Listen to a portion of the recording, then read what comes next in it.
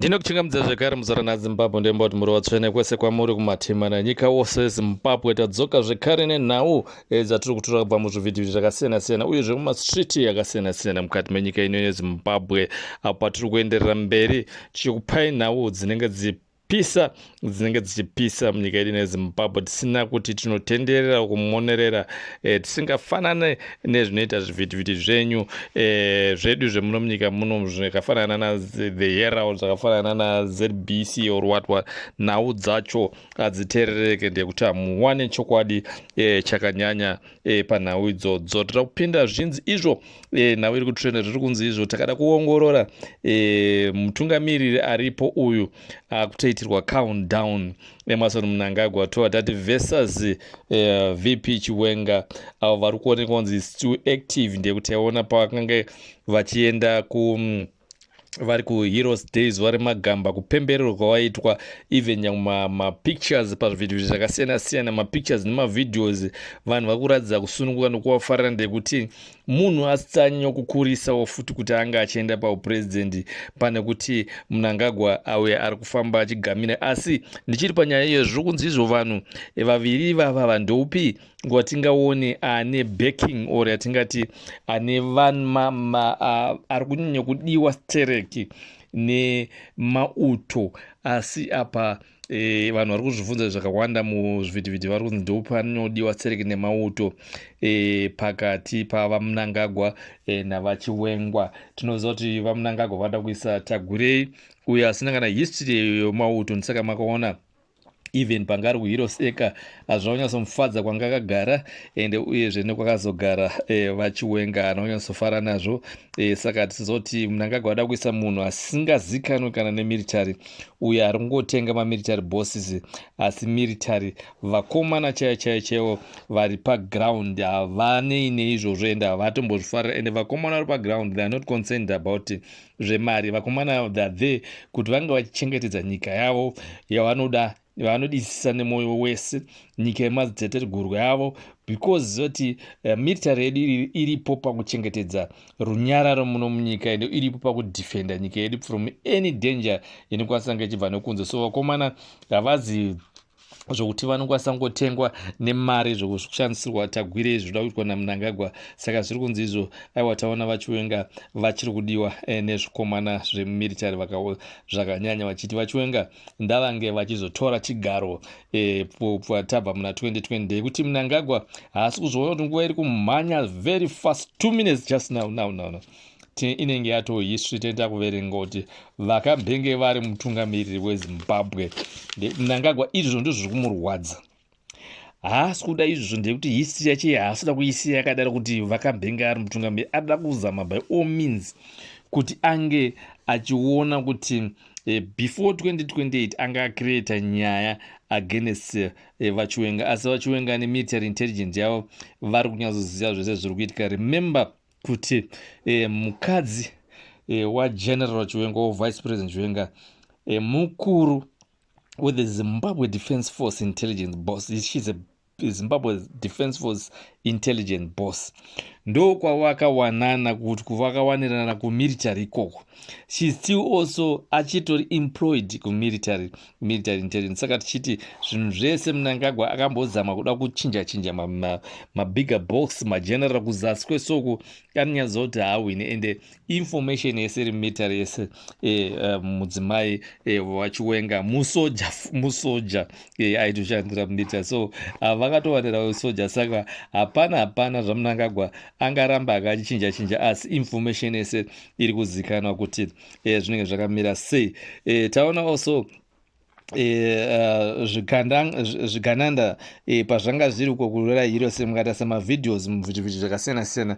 Magariro angu akaita akagara nzvimbo 1 kuti anga vanhu vari kutonhorwa nechando oro zvisingatsonzwisika ndeyekuti nyaya dzacho dzemagamba idzi havanzwisisa. Havazi magamba havazi kana vari kutotaura nyaya dzokutotengani or toita sei kuti tinge tichipinda tichiwana matenda or titengana anokwanisa kuzosapota kana apa upresident.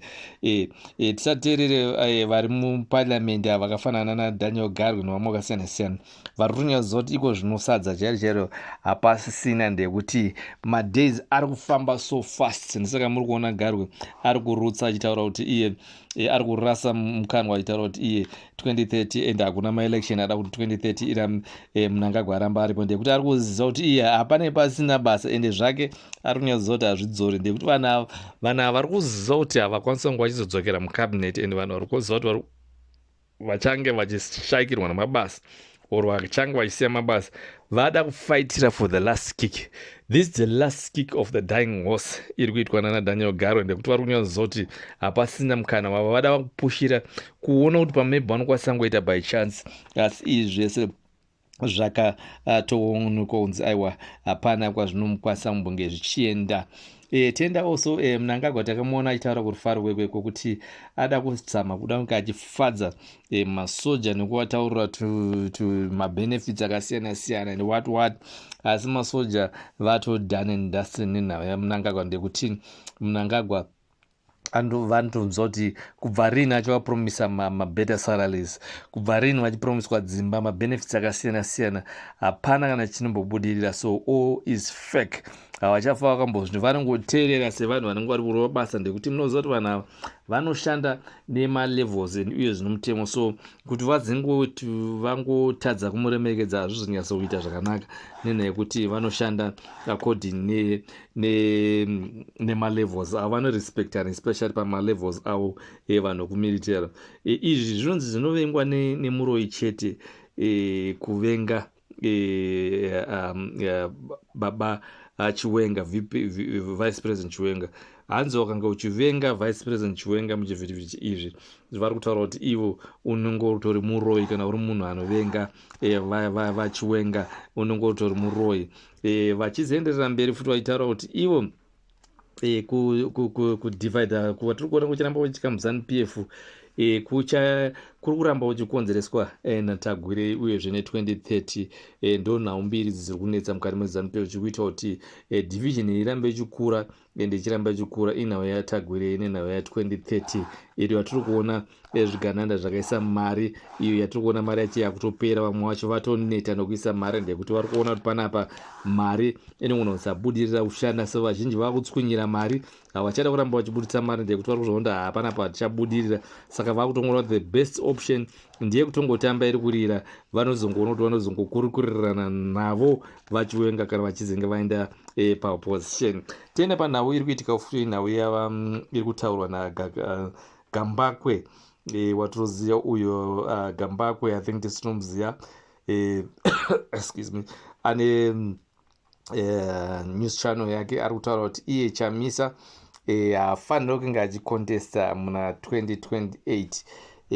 Tisingaziva kuti zvikurevei, ndekuti Gambakwe ari kutaura kuti Chamisa afeila kunge achilauncha party yake very nenguva yakakodzera yekuti anga achilauncha party, achitaura kuti iye ari kuti vanhu vazhinji veopposition party zviye vachiti abati believe me or not, ndekuti chinoitika munhu ansa unongositova nayo zvokunzi vakatengwa neZANU-PF, iye achitaura kuti iye ichokwadi ichocho, ndekuti apa vachazongomirira kuti maelection kana aitwa futi, kana achinge aitwa nenzira isina kuvafadza vozongoti aiwa tabirirwa then oramwa futi maresults. Izvi zvavataura kuti ivo vaGambakwe vachiti aiwa izvi hazvina zvazvinobatsira, asi tisingaziva Gambakwe ndekuti tinovaziva kuti munhu akambopinza vanyoka yemabhunu or akapinza vanyoka yemabhunu muna Taisiri, vatisingaziva kuti panguva ini vakapuwa task yekupinza vaChamisa muna Taisiri vede, tisingaziva kuti nyaya chakamira sei, asi tizenge tichikubvarurirai sezvo vari kutanga kutoide temba nhau yaChamisa or vaChamisa vachabuda nefire vachaannounsa political party or vachazenge vachiteerera zvokutaurwa naGambakwe, ndekuti shuwa nguva yacho yatopera ende uyezve 2030 ari kusvika very fast. Munoziva mazuva emazuva ano wiki chaiche iri kungoita kunge 2 days, weekend chaiche iri kungoita kunge 1 day, nguva chiri kufamba so quick. So toda kuona magiants emupolitics ange achipembera kuitira kuti best of the support ringe richiranzwa message very quick. Politics hadzifanira kungoperera pasocial media, tofanira kudziona kunge dzichiitika also paground. Ndotenda muZimbabwe ndoti muwane zuva rakanaka. Ndichiti subscribe ndinokumbira kuti musubscribe. Ndiyo nguva ine yekusubscribe pachannel ino nekuisupporta and uyezve nokulika nokukomentawo pachannel. Musakanganwa kukomenta nokulika nekushare also kuma different platform. Ndotenda Zimbabwe nesupport yenyu yamunogara muchiisa pachannel ine. Ndotenda muwane zuva rakanaka.